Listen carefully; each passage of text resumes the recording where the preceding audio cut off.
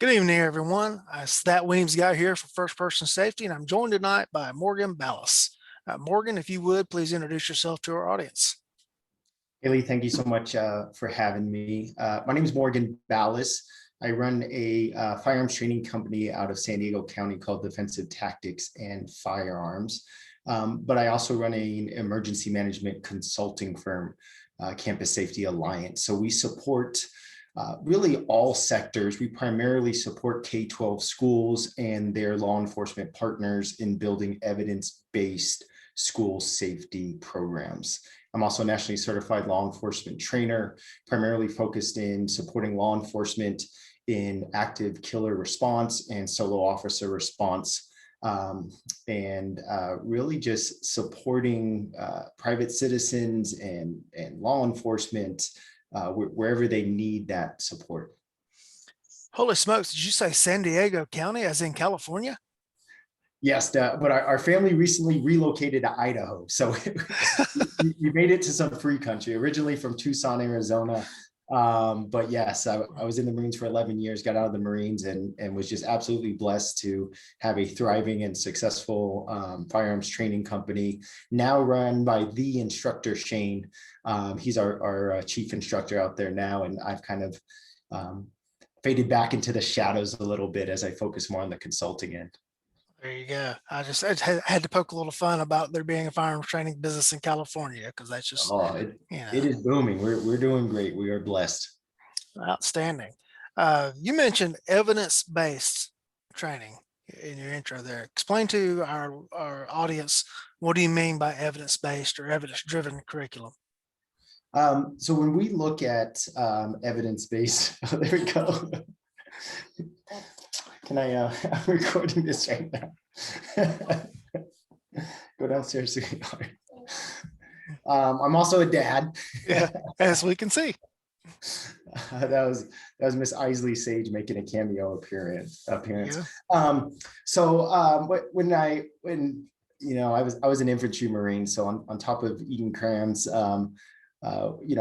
we went in heavy with a hammer on everything. And as I transitioned out of the Marines, I started to get back into school and ended up getting my master's in emergency management. I'm currently 3 years into my PhD in the same field.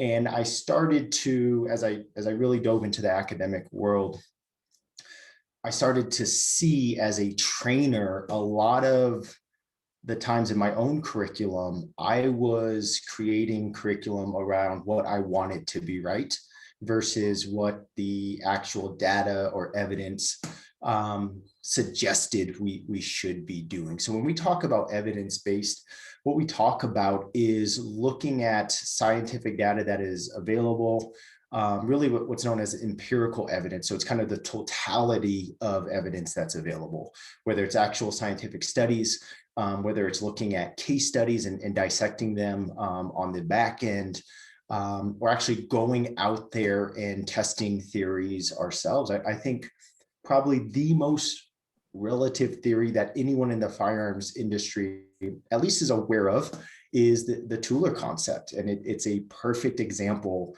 of using science and evidence to drive our training and our programs and our mindset as well. All right. Can you give an example of, you talked about there, people looking for evidence of what they want to believe versus what is actually true? Give a practical example for our audience. Yeah, I think we can. So for me personally, coming out of the Marine Corps, it is very much mass production of shooters, right? Unless you start to get into some of those kind of more unique units, like in the reconnaissance field and things of that nature, that have the time to really devote to the training and craft, like truly devote the time to it. It's a very mass production, especially when we talk about firearms qualification. So what that means is a lot of times it is, hey, here's how we're going to tell you how to do something versus adjusting or taking a position of looking at individual shooters and what might be more right for them. So shooting with both eyes open might be a great example of where you have a very dogmatic approach of this is the only way that you are going to shoot. shooting from the isosceles position. I remember having this fight even while I was still serving. You have to stand exactly this way while you're going through my range. And I remember just stepping back and just asking the question, like, well, what is the primary purpose of what we're doing here, right? Is it for me to win the fight and shoot this guy before he shoots me and end that threat? Or is it for me to just look and kind of conform to what you want and what is comfortable for you as the instructor? What is right for you might not be right for me. So I think those are some kind of general ones that we see. I think with the emergence of red dots, I think we're starting to see some people on both sides of the fence on whether we should be moving towards red dots, or what are the possible failure rates of red dots. I think these are all great questions we should be asking. I think what we need to avoid as instructors is taking that true dogmatic approach and saying this is the only way of doing something. I think that's where we start to get into a lot of trouble. Are there any, I'm trying to think of my term here, any things that are being put out as far as universal truths, as far as tactics, other than say technical skill, but you know, claiming that certain percentages of fights are going to be ground fights for the weapon, or certain instances are going to happen in low light versus hours of darkness. Any of those things that you're finding in your research that are either being confirmed or proven untrue? Yeah, I think that those are great questions. And I think those are exactly the questions we ask when we're developing our curriculum.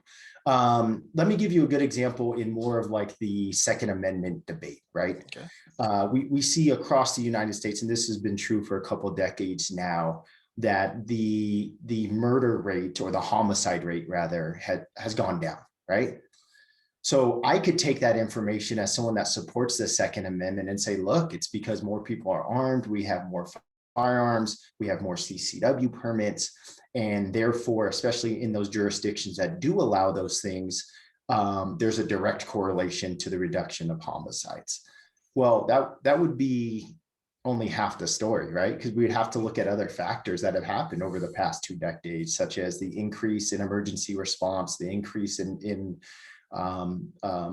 medical technology, the increase of training of both civilians and EMTs. I remember in 2004, 2005, when I was first in the Marine Corps and we were just starting to deploy over to Iraq, we would send Marines to EMT school, and they stopped sending them because the EMT school was 100% against the use of tourniquets, would not teach it, and it contradicted what we were doing overseas. Well, of course, we know that that's not true anymore, right? So that would be an example of where I'm looking for information that conforms to what I want to be true, that confirmation bias that we're talking about.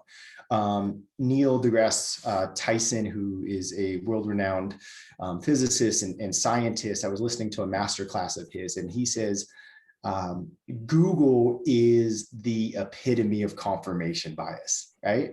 And it's so true, because whatever you type in, it's going to give you whatever you want. And if I'm being honest, this has been a challenge for me in the academic world. Assumptions are important. It's okay to have assumptions. That's what drives qualitative research, is you assume something or you think something might be true and you're trying to figure out whether or not it is. The hard part is, are you going to be willing to accept something that goes against what your personal truth is? And that's where we have a responsibility as trainers to make sure that we're not creating curriculum on what we want to be true, because that could cost someone their life. It could cost someone their livelihood, their freedom. And we have a responsibility to make sure that we're being honest with ourselves in our curriculum development. Well, what advice would you give to trainers who are wanting to do valid research and to make sure they're not falling into the confirmation bias pitfall? Yeah, fantastic question.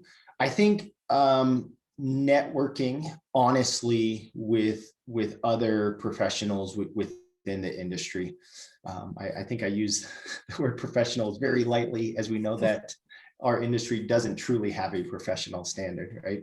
And there's definitely groups out there. I think once you start to get into kind of that next level and that higher tier of instructing, your range master instructors, your mag deadly force, when you start to get into those groups, you start to see the difference.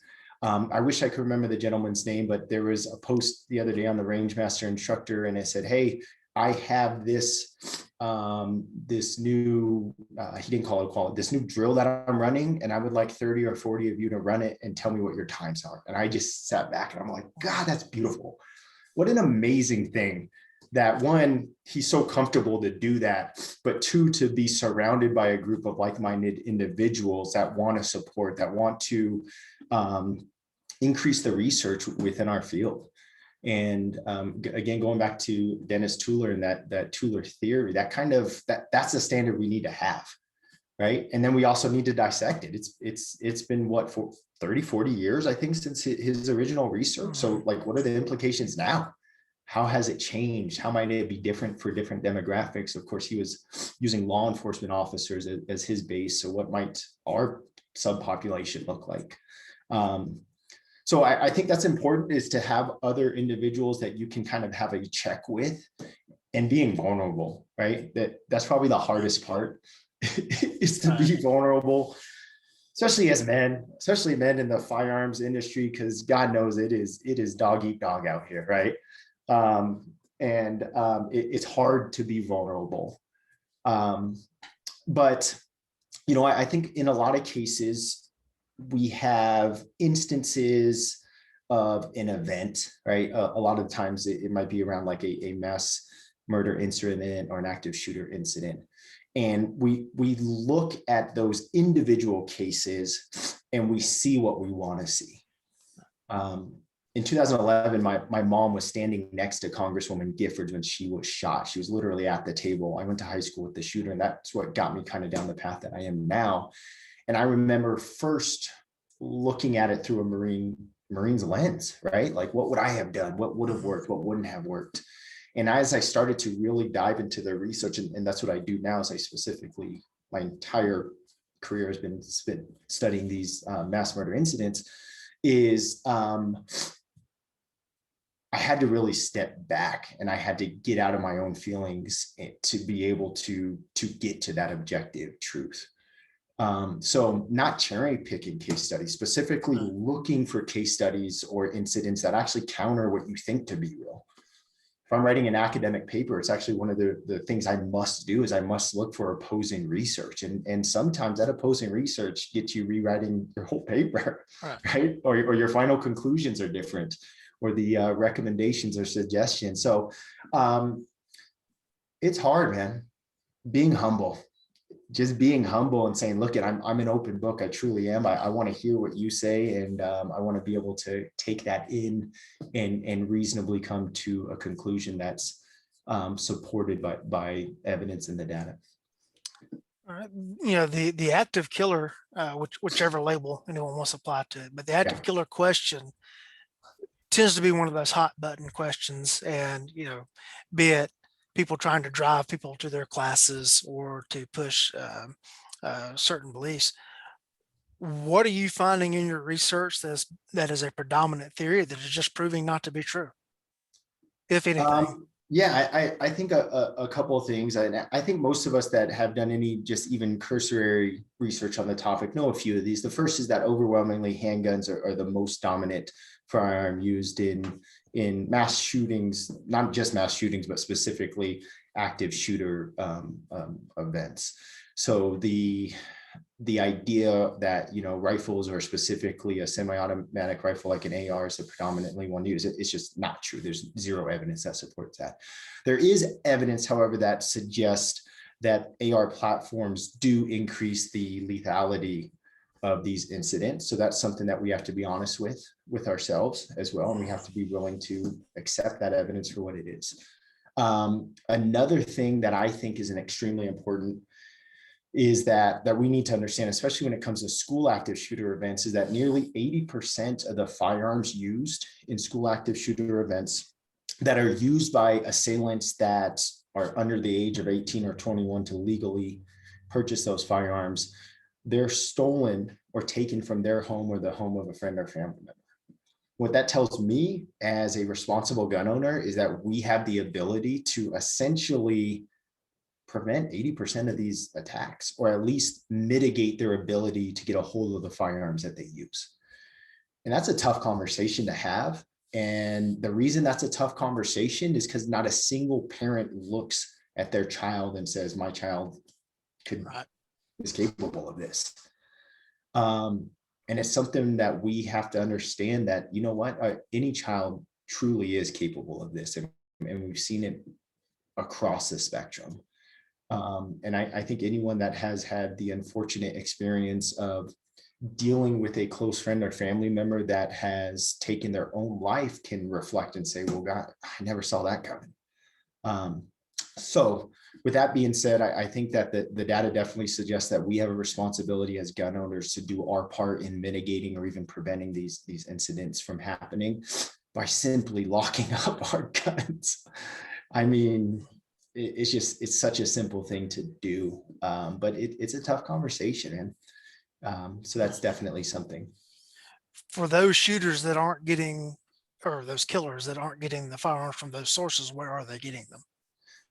As we start to see, especially in the school active shooter events, as we start to see people becoming of the legal age to purchase their own firearms, whether that's 18 or 21, that's where they're getting them, is that they are purchasing them legally. And we also tend to see, especially in school active shooter events, an increase in lethality as those people are able to legally purchase, because then they're able to train and become more proficient with their firearms as well. So there is a strong correlation there. But then that brings up the whole other conversation is, on some of these individuals, there is clear indications of mental health, suicide attempts, of any number of incidents. And Parkland's probably the best example, where that person should have been a prohibited possessor just way back, like even before he turned 18. There were so many opportunities, whether it was through the mental health route or whether it was through law enforcement intervention, where he never should have been able to legally purchase a firearm. Could he have still carried out the attack? Could he have illegally gotten a firearm? Of course, any of those things are possibilities. But for those that are conducting the attacks, especially for school shooters, if they're not taking them from their home, they tend to be able to purchase them legally as they become of the legal age. And just to clarify, we are talking about that subset of the so-called active killer mass casualty event, not so-called street level crime. Yeah. And you know what, that's another big thing with the research. And we see this more on the other side of the aisle, right? They use terms like gun violence or mass shootings. And the first thing I do is I look and I say, okay, well, what is your definition of gun violence or mass shootings? And of course, many times in the Brady campaign and Moms Demand Action, Sandy Hook Promise, they literally create their own definition of mass shooting. And what does that mean? That means it inflates the number, because they're including self-harm. They're including legitimate acts of self-defense involving a firearm. They're including the use of air rifles or accidental discharges in these shootings that occur. Or especially with the term gun violence, right? So it inflates the number. And honestly, what it does is it actually stops us from getting towards a common sense or common ground solution, because now we're all distracted by all these numbers that really aren't relevant to what we're trying to talk about.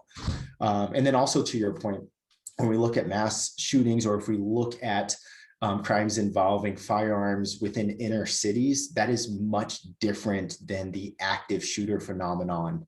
And I tend to use the FBI's definition. I think it is the best definition for consistency, but those are much different phenomenons with underlying contributors and influencers, right? So again, it distracts us from really getting to a solution when we just lump everything involving a gun together.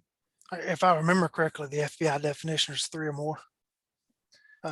For a mass shooting, it's 3 or more. For an active shooter, it's individual or individuals actively engaged in killing or attempting to kill people in a populated area. But also, for being honest, we're actually losing a lot of case studies, right? And that's why, you and I have been using the term active killer or mass murder incident. And that's because the weapon then doesn't matter. It's the intent. Right. which is death and destruction. So, there's even limitations. And again, and I didn't really learn this until I got into the academic realm, is you have to identify those limitations, right? So if I'm doing an active shooter, whether if I'm speaking at a conference, or if I'm, giving some sort of class, I'll say, hey, here's the FBI's definition, but here's the limitations. We don't get to talk about knife attacks or vehicles. However, the mindset and the response that I want to instill is going to be consistent across whether or not they're using those different weapons. Yeah, I always try to make the distinction of when people put the qualifier on it that it's gun violence. So you're okay with hammer violence. Right. Yeah. And so if he bludgeoned him to death, you wouldn't have a problem with that. Yeah. So, and then, oh, no, I will be upset about that. Well, then, so you're upset with violence, Yep. Yeah, that's a good regardless. Yeah, example. you're focusing on the implement. Why don't we focus on the act? Yeah, 100%. Yeah.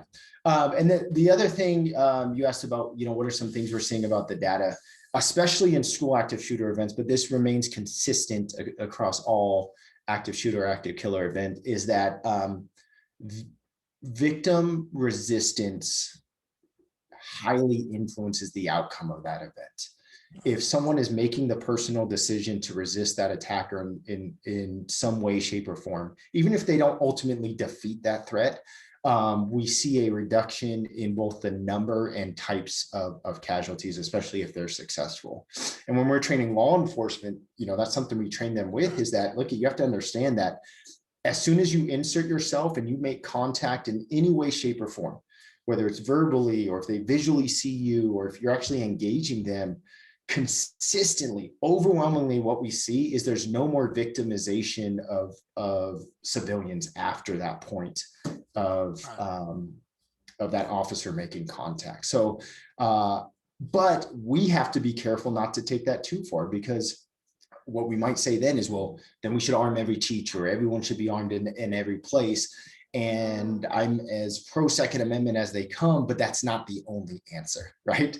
Right. Arming everyone is not going to solve the problem. That's a reactive measure, right? That's not getting at the root of the issue. So we have to be careful not to only look for what we want to be true. Again, not only in our own curriculum development, but also how we're phrasing these conversations.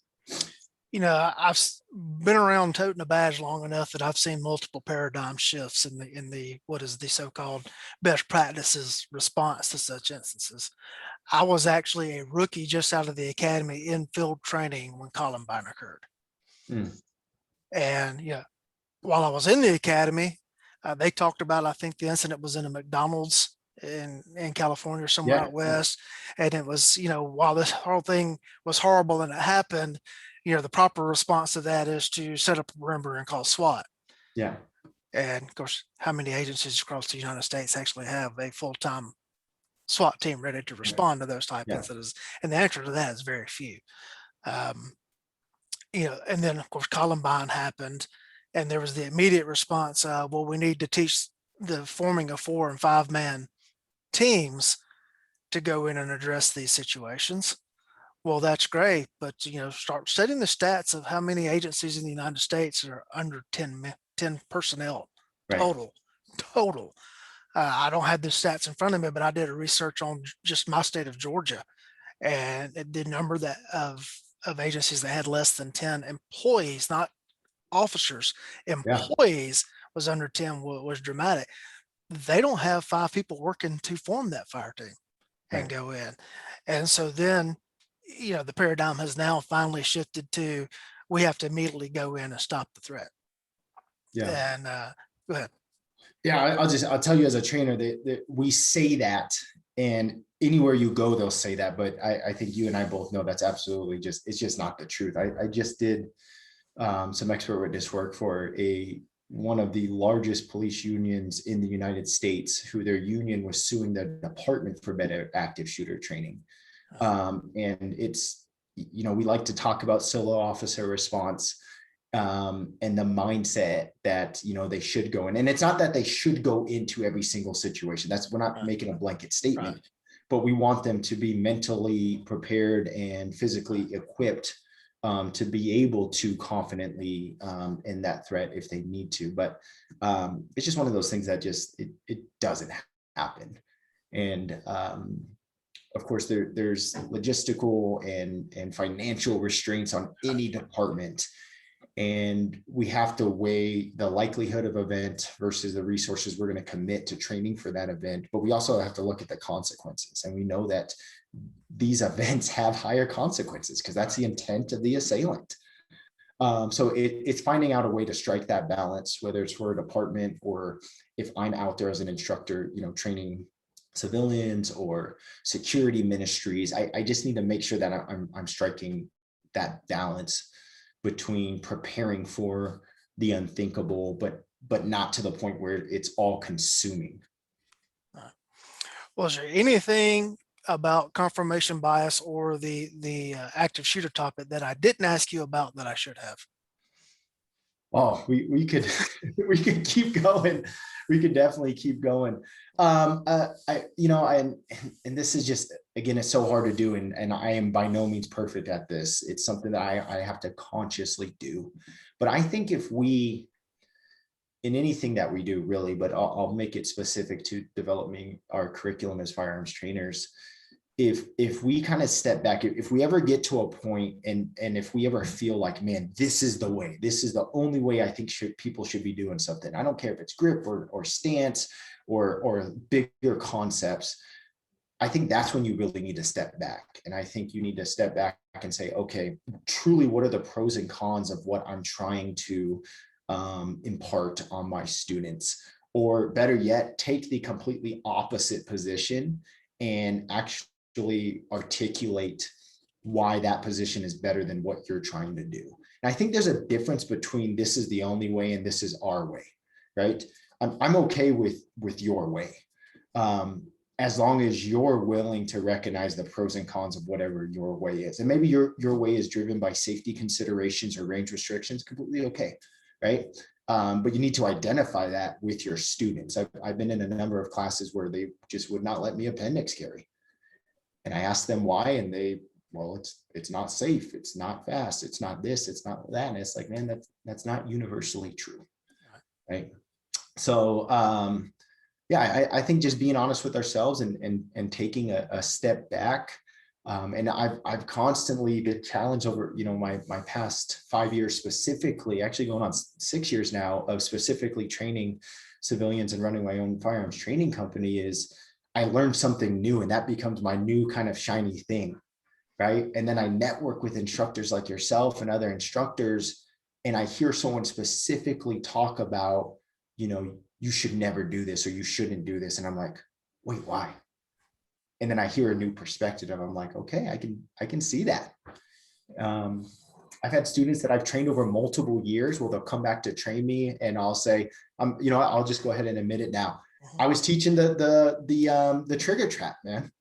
I was for a while there. I was like, man, this is great. It's getting them to understand and to, get that trigger reset that I want. And then I started to unteach it. And I had students saying, wait, you're the one that taught me to do that. And I said, you know what? I messed that up, and I'm sorry. And I'm here growing with you. And I think it's just being honest in things like that. Sometimes we hold on to something because we're professionally embarrassed or our pride gets in the way, but that's not what it's about. It's about getting my students back home to their family, making sure that they hold on to that house and that college tuition that they invested in, and keeping them out of that legal trouble and out of jail. That's my responsibility to them. So I need to constantly be checking myself in everything that I do to make sure that I'm helping them achieve those goals. All right, Morgan, if you would tell our audience about your organization and where people can find you if they want to find out more about you on the internet.